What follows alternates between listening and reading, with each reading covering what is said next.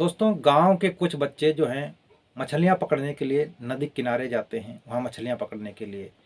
उसमें एक छोटा बच्चा होता है, वो भी जिद करता है अपनी माँ से, जो मुझे भी मछलियां पकड़ने जाना है। अब माँ कहती है कि चारों तरफ गांव में दुश्मनी चल रही है, कोई कुछ कर दे तो मैं क्या करूँगा बेटा। लेकिन जो है बच्चा नादान होता है और रोता है, जिद करता है, वो नहीं मानता है और माँ को मजबूरन उस बच्चों के साथ में अपने छोटे बेटे को भेजना पड़ जाता है। माँ उन बच्चों से कहती है कि देखना बेटा, ये जिद कर रहा है बच्चा, ये नहीं मान रहा है, इसको इस पर नज़र रखना और अपने पास में ही रखना। अब वो अपनी जो है उसकी डांग वगैरह होती है, यानी कि जो कांटा होता है मछली पकड़ने वाला, उसको कुछ आटा वगैरह लगा के उसकी माँ दे देती है और वो चला जाता है उन बच्चों के साथ में मछलियाँ पकड़ने के लिए।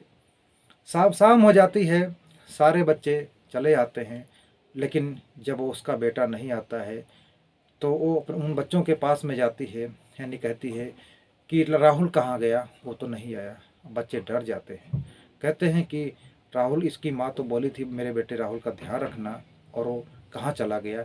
लेकिन कुछ बच्चे कहते हैं कि राहुल जो है वो ड्राइवर अंकल के साथ में गया, जिसके साथ में वो जाने के लिए मना किया था उस माँ, क्योंकि उसी बंदे से, यानी कि उसी आदमी से उसकी दुश्मनी थी कि वो उसने धमकी दे रखी थी कि तुम्हारे बेटे को, तुम्हें अपने बेटे पे ज़्यादा घमंड है तो तुम्हारे बेटे को मैं इस दुनिया से उठा दूंगा। इस तरह से वो पड़ोसी उसका बात बोला था, और इसी कारण से उसको बहुत ही ज़्यादा गुस्सा आ जाता है और उसी गुस्से में उस ड्राइवर के घर जाती है और हंगामा खड़ा कर देती है। कहती है कि हमारे बेटे को अगर कुछ हो गया तो मैं भी तुम लोगों को नहीं छोड़ूंगी। अब इधर हल्ला होता है तो गांव के लोग इकट्ठा हो जाते हैं, सारे बच्चे को खोजना शुरू करते हैं, लेकिन बच्चे का कहीं अता पता नहीं चलता है। सारे लोग खोजते हैं। उसके बाद में पुलिस भी आ जाती है, पुलिस प्रशासन भी मौके पहुंच जाती है और बच्चों से पूछा जाता है कि आखिर बच्चा कहाँ गया। तो जो 8-10 बच्चे होते हैं, लेकिन दोस्तों बच्चे भी छोटे होते हैं, सिर्फ 14 से यानी 14, 13, 12 साल के, ऐसे 10-11 साल के ऊपर ही होते हैं, यानी 14 से नीचे ही नीचे बच्चे होते हैं सारे। अब वो कहते हैं कि हमने यानी कि राहुल को वो ड्राइवर अंकल के साथ में जाते हुए देखा। अब इधर पुलिस जो है उनको ड्राइवर को पकड़ती है और उसको पूछताछ करती है, लेकिन वो कुछ नहीं बताता है। अब लोग, काफ़ी रात हो जाती है, 8-9-10 बज जाते हैं, लेकिन बच्चे का कहीं अता पता नहीं चलता है। ढूंढ ढांड के सारे वापस आ जाते हैं। उधर राहुल की जो गुम हो जाता है तो ड्राइवर को पुलिस बहुत पीटती है, ट्राई करती है, तो ड्राइवर अपना जुर्म कबूल कर लेता है। लेकिन अब इधर रात काफ़ी हो चुकी थी, लेकिन बच्चे का कोई अता पता नहीं चलता है। लेकिन दोस्तों उस बच्चे के साथ में क्या होता है आप जानोगे तो आप दंग रह जाओगे। और भगवान न करे किसी भी बच्चे के साथ में ऐसा हो, और भगवान न करे किसी को ऐसा पड़ोसी मिले। दोस्तों उस बच्चे के साथ में वाकई बहुत ही भयानक हुआ। आप सुनोगे तो आप भी दंग रह जाओगे, अपने दांतों तले उंगली दबा लोगे। दोस्तों आज की जो कहानी शुरू होती है उत्तर प्रदेश के गोंडा ज़िले से शुरू होती है। वहाँ गोंडा ज़िले के अंतर्गत एक गांव आता है रायपुर। रायपुर गांव के रहने वाला राहुल, जिसकी उम्र 9 साल होती है। राहुल की 2 बहनें होती हैं और दोनों, एक बहन की शादी हो गई होती है और एक की नहीं। उसके पिताजी हैं, दिल्ली में रहकर काम किया करते हैं और उसकी माँ घर पर रहती है। अब एक दिन गांव के बच्चे हैं, वो मछली पकड़ने जा रहे होते हैं। जुलाई अगस्त का समय होता है दोस्तों। उस टाइम जो है मछलियों का ज़्यादा पानी के कारण, बारिश के कारण से काफ़ी मछलियाँ आ जाती हैं, तो बच्चे ज़्यादा करके अपने कांटे वगैरह लेकर मछली पकड़ने के लिए जाते हैं। तो गांव के 8-9 बच्चे जो हैं मछलियाँ पकड़ने, जो कि गांव से लगभग 1 किलोमीटर के दूर पर होती है नदी, वहाँ जाते हैं। घाघरा नदी होती है, वहाँ जाते हैं मछलियाँ पकड़ने के लिए। अब वहाँ मछली पकड़ने के लिए जब जाने लगते हैं बच्चे, तो जो राहुल होता है वो भी जिद करता है। वो भी कहता है कि मम्मी मुझे भी मछली पकड़ने जाना है। माँ उसकी बहुत समझाती है, कहती है कि बेटा अभी लड़ाई हुई थी अंकल से, और वो कहीं तुम्हें कुछ नुकसान पहुँचाएंगे तो मैं क्या करूँगी। लेकिन राहुल जो है जिद करता है, वो नहीं मानता है। उसकी माँ टूट जाती है और आखिरकार उन बच्चों के साथ में अपने बेटे को भेजती है। बच्चे जाने लगते हैं तो कहती है कि बेटा राहुल का भी ध्यान रखना, वो अगर खास करके वो ड्राइवर अंकल आएंगे तो उनके पास में बिल्कुल ही नहीं जाने देना। अब इधर बच्चे चले जाते हैं, वहाँ पर मछलियाँ पकड़ते हैं और उसके बाद में शाम हो जाती है। सारे बच्चे अपने अपने घर आ जाते हैं, लेकिन राहुल घर वापस नहीं आता है। अब माँ जो पूछती है कि राहुल की माँ, कि बेटा हमारा बेटा राहुल नहीं आया, लेकिन सारे बच्चे कहते हैं कि वो तो ड्राइवर अंकल के साथ में जाते हुए देखा गया था। ड्राइवर अंकल आए थे और उन्हीं उन्हीं के साथ में हमने सारे ने जाते हुए देखा। सारे बच्चे एक ही सुर में बोलते हैं। अब माँ गुस्से में अपने वहाँ जाती है, राहुल नहीं उस ड्राइवर के घर जाती है और वहाँ पर हंगामा शुरू कर देती है। कहती है अगर हमारे बेटे को कुछ हो गया तो मैं तुम्हें इस दुनिया से उठा दूंगी और तुम्हारे वो हाल करूंगी तुमने कभी सोचा ही नहीं होगा। अब इधर शोर शराबा सुनकर गांव के आस पड़ोस के लोग इकट्ठा होते हैं। पुलिस प्रशासन आता है। अब पुलिस आती है तो उन बच्चों से पूछताछ करती है कि आखिर बताओ बेटा, तुमने राहुल को कब और किसके साथ में जाते देखा। तो सारे बच्चे एक ही सुर में बोलते हैं कि ड्राइवर अंकल आए थे और उन्हीं के साथ में मैंने जाते हुए देखा। सारे बच्चे एक ही सुर में बोलते हैं। अब पुलिस को यकीन करना पड़ता है क्योंकि सारे बच्चे एक ही सुर में बोलते हैं और ड्राइवर को गिरफ्तार करती है और पूछताछ करती है। तो कुछ नहीं बताता है, लेकिन इधर गांव वाले भी अपनी पूरी कोशिश करते हैं, इन्हें ढूंढने की कोशिश करते हैं। और उधर राहुल के पिता जो दिल्ली में रहता है वो भी रात को ईशानी की जैसे पता लगा उसी समय गाड़ी पकड़ लिया, वो भी वहाँ से पहुँच जाता है, यानी कि बैठ लग जाता है गाड़ी पर। सुबह हो जाती है। अब इधर गांव के रिश्तेदार वगैरह जो इकट्ठा हुए थे वो भी अपना ढूंढने के लिए बच्चे सुबह से ही लग जाते हैं। उधर जो है अब राहुल को जब ढूंढते ढूंढते कुछ नहीं पता लगता है। अब उधर उनकी जो ड्राइवर होता है उसकी भी कुटाई हो रही होती है, तो उसने अपना जुर्म कबूलता है।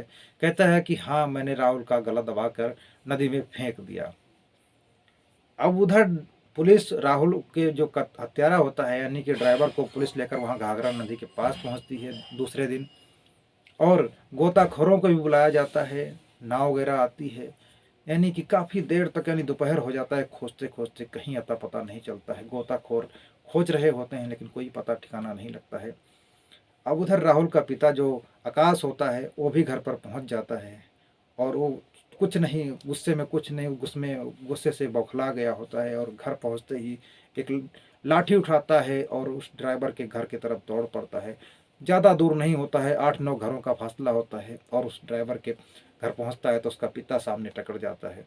लोग दौड़ते हैं पीछे पीछे, लेकिन तब तक तो उनके पिता पर वो लाठियों से वार कर चुका होता है ड्राइवर के, और उनके सर फट जाता है, काफ़ी चोटें आ जाती हैं। लोग पकड़ लेते हैं, लाठी वगैरह छीन ली जाती है, लेकिन वो यानी कि उस जज्बात में इतना जज्बाती हो गया था, वो रो रो चिल्ला के बुरा हाल हो जाता है। अब उधर वो नदी वहीं जाता है जहाँ पर लोग पुलिस वाले वो गोताखोर बच्चे को खोज रहे होते हैं, और वो कहता है सारे गोता जो खोर होते हैं जिस दिशा में नदी बह रही होती है उसी दिशा में वो खोज रहे होते हैं। लेकिन अब आकाश जो होता है वो उल्टी दिशा में, जिस तरफ से पानी बह रहा था उसके दूसरी दिशा में वो जाकर खोजने की कोशिश करता है। और जैसे आधा किलोमीटर तक चलता है वो, तो कीचड़ बहुत होता है। तभी थोड़ा और झाड़ियाँ होती हैं, वहाँ जाकर उसकी नज़र पड़ती है तो देखता है कि राहुल जो होता है सीने तक धंस चुका होता है और उसको केकड़े उसके शरीर को खा रहे होते हैं कंधों से। दोस्तों, भगवान न करे किसी के साथ में ऐसा हो। परमात्मा का शुक्र करो, ऊपर वाले का शुक्र करो कि वो राहुल की सांसें चल रही होती हैं। उसको तुरंत जो है वो कूद जाता है आकाश उसके पास में, और लेकिन दलदल ज़्यादा होता है, राहुल भी आधा धंस आकाश भी आधा धंस जाता है। और लोग पीछे पीछे पहुंच जाते हैं और उसको निकालते हैं और कीचड़ वगैरह साफ किया जाता है। उस बच्चे को अस्पताल ले जाया जाता है, वहाँ उसकी सांसें चल रही होती हैं, उसका इलाज चलता है। डॉक्टर कहते हैं कि उम्मीद है थोड़ा कि बच्चा बच जाएगा।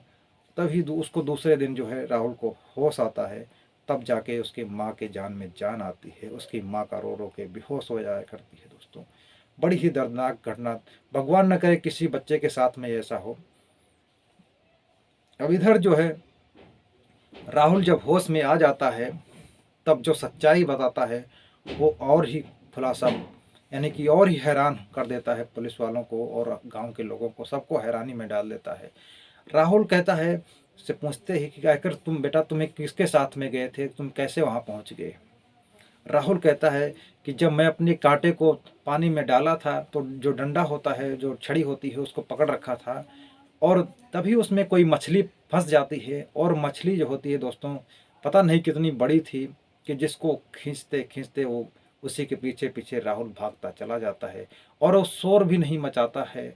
जैसे जैसे वो, क्योंकि दोस्तों मछलियाँ जो होती हैं पानी जिस दिशा को बह रहा है उसके उल्टी दिशा में भागती हैं। अब राहुल जो है शोर कहते, वो सुना था कि अगर शोर मचाओ तो मछलियाँ भाग जाती हैं। वो बच्चा चिल्लाता भी नहीं है, शोर भी नहीं मचाता है, और जैसे जैसे मछली भाग रही थी उसी के पीछे पीछे वो बच्चा भागता चला जाता है। और करीब आधा किलोमीटर तक चला जाता है। जहाँ आगे जाता है तो दलदल में फंस जाता है, जो कि झाड़ियाँ वगैरह होती हैं उसमें धंस जाता है, वो सीने तक धंस जाता है, और कब उसके हाथ से वो छड़ी छूट जाती है वो पता ही नहीं चलता है। अब इधर वो शाम, बच्चे जो है शाम हो जाती है, बच्चे घर चले जाते हैं, वो चिल्ला रहा होता है, रो रहा होता है, लेकिन कोई उसकी आवाज़ नहीं सुनता है। अब क्योंकि इस कारण से आवाज़ नहीं सुनता है क्योंकि वहाँ पर वो जो रामायण का पाठ हो रहा होता है, शोर शराबा हो रहा होता है, इस कारण से कोई आवाज़ जो है उसकी सुनाई नहीं पड़ती है। अब क्या कहा जाए उन बच्चों का जो कि बिना देखे और बिना जाने झूठ बोलकर उस राहुल ने कि राहुल को देख बता दिए कि हम वो ड्राइवर के साथ में गया था। अब इधर ड्राइवर जुर्म क्यों कबूल कर लिया था? क्योंकि ड्राइवर को मार खाते खाते बहुत हो गया था। उसने सुना था कि अगर पुलिस के सामने जो है अपना जुर्म कबूल कर लो तो नहीं मारती है, नहीं तो मार कर वो जैसा बेहाल कर देती है को दोबारा इंसान किसी काबिल नहीं रह जाता है। इस कारण से डर के मारा वो जुर्म कबूल कर लेता है। और कहते हैं कि लोग उसके बाद में वो सुना था कि बाद में अदालत में जाकर सच्चाई बता देना, लेकिन उस टाइम जुर्म कबूल कर लो। लेकिन दोस्तों, अब उन बच्चों का क्या कहा जाए? अगर वो बच्चे सच बताए होते कि हमें पता नहीं, तो शायद गांव वाले खोजने उसी टाइम वहां जाते और आगे खोजते कि वहां उन्हीं के ड्राइवर के साथ में नहीं गया था, तो शायद बच्चा उसी रात में ही मिल जाता। आगे खोजते, थोड़ा और आगे जाते, तब बच्चा मिल जाता, उसी टाइम उसको अस्पताल ले जाया जाता, शायद कुछ नहीं होता दोस्तों। लेकिन दोस्तों, भगवान का शुक्र करो कि वो बच्चा बच जाता है, और यानी कि एक तरह से वो चमत्कार ही होता है। उन घर वालों के साथ में उनको बेटा मिल जाता है, नहीं तो दोस्तों कुछ भी हो सकता था और एक बेटे की ज़िंदगी जो है उजड़ जाती। दोस्तों, ये घटनाक्रम जो है इतना दर्दनाक है कि भगवान न करे किसी बच्चे के साथ में ऐसा हो। अब वो तो चमत्कार ही माना जाएगा, क्योंकि अगर जो बच्चा रात भर उस दलदल में फंसा रहा और केकड़े खा रहे हों उसको, तो कैसे बच गया? ये तो बस परमात्मा का रहम है कि वो बच गया। दोस्तों, मिलते हैं और एक सच्ची कहानी के साथ, तब तक के लिए जय हिंद दोस्तों।